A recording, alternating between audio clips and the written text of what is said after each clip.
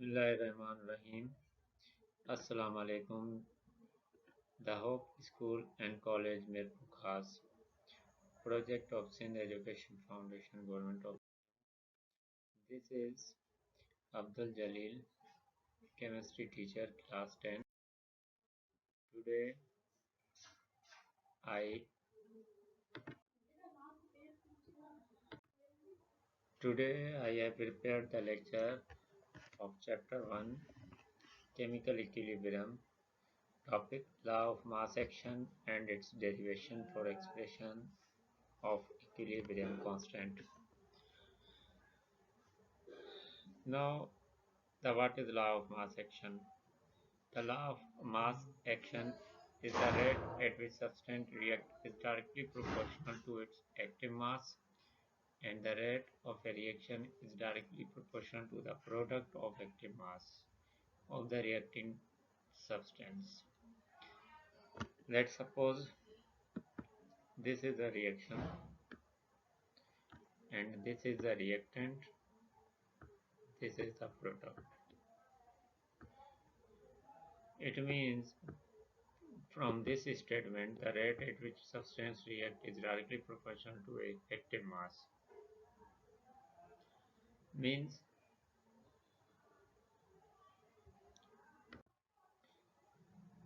The substance किसी से react करे वो डायरेक्टली प्रोपोर्शनल होगा उसके एक्टिव मास के बराबर। सब्सटेंस आपको पता है कोई भी चीज़, और डायरेक्टली प्रोपोर्शनल मीन्स जितना कोई चीज़ बढ़े तो वो दूसरी चीज़ में बढ़ने का इजाफा हो, दूसरी चीज़ बढ़े तो वो भी बढ़े, वो घटे वो भी घटे, तो उसको डायरेक्टली प्रोपोर्शनल कहा जाता है। डायरेक्ट रिलेशन हो उसका। इसका मतलब कि सब्सटेंस जो रिएक्ट करे किसी से डायरेक्टली प्रोपोर्शनल होगा उसके एक्टिव मास।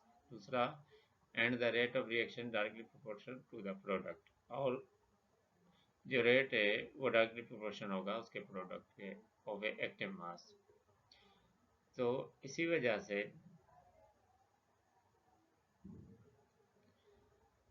जो लॉ ऑफ मास एक्शन है ये सजेस्ट करता है कि रेशियो ऑफ रिएक्टेंट कंसंट्रेशन और प्रोडक्ट की कंसंट्रेशन से एक जो वैल्यू मिलेगी उसको स्टेट ऑफ केमिकल इक्विलिब्रियम बोला जाएगा। ओके, तो ये रिएक्शन और उस पर रिएक्टेंट है और ये प्रोडक्ट है। क्या है कि लॉ ऑफ मास एक्शन में रेट ऑफ फॉरवर्ड रिएक्शन, जैसे अकॉर्डिंग टू डेफिनेशन के मुताबिक जो रिएक्टेंट है उसका रेट फॉरवर्ड रिएक्शन, जैसे इसमें लिखा हुआ है the rate at which substance react is directly proportional to its active mass and rate of directly proportional to the product of active mass. तो इसी वजह से डायरेक्टली प्रोपोर्शनल, ये देखो rate of forward is directly proportional concentration of A into B concentration. अब ये जो number of मोल था, ये जो स्मॉल है ये इसके ऊपर आ जाएगा। ओके, और जैसे ये स्मॉल बी है ये इसके ऊपर आ जाएगा पावर में, और ये जो ब्रैकेट्स है इसको कंसंट्रेशन को जाहिर करता है। ओके, अब डायरेक्टली प्रोपोर्शनल के नीचे सैंपल को हटा के इस पे के एफ लगा दिया है। Rate of forward is equal to K F concentration of A into concentration of B. अब के एफ क्या है? Rate of constant for forward reaction. A and B are reactant small and A and B are number of mole. इसी तरीके से ये सी और D क्या है? ये प्रोडक्ट के हैं, ये प्रोडक्ट का दिया हुआ है सी और डी। और प्रोडक्ट में क्या है? R F reverse backward, R R reverse direction, तो इसलिए के आर लगा दिया। ओके, अब के एफ ये है और के आर ये है। अब ये दोनों इक्वल हैं, क्यों? क्योंकि rate of forward equal to rate of backward, ये रिवर्सिबल रिएक्शन का एग्जांपल दिया हुआ है, इस वजह से ये दोनों इक्वल हो गए। क्या होगा? अभी जो के एफ को डिवाइड करेंगे के आर से तो ये इसकी कंसंट्रेशन में डिवाइड हो जाएगी। ये कंसंट्रेशन किसकी है? ये प्रोडक्ट की है, सही है। और इसी तरीके से ये पूरे को जो है के एफ डिवाइड बाई के आर, ये एक पूरा कांस्टेंट हो गया, equilibrium constant.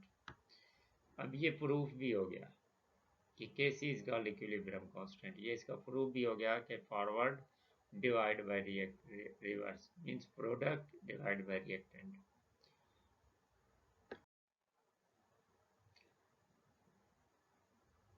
Okay okay, thanks for listening and watching. For further detail, please contact us. The Hope School and College Main Campus, Mirwagod, Chandigarh, Bhopal. Allah Hafiz.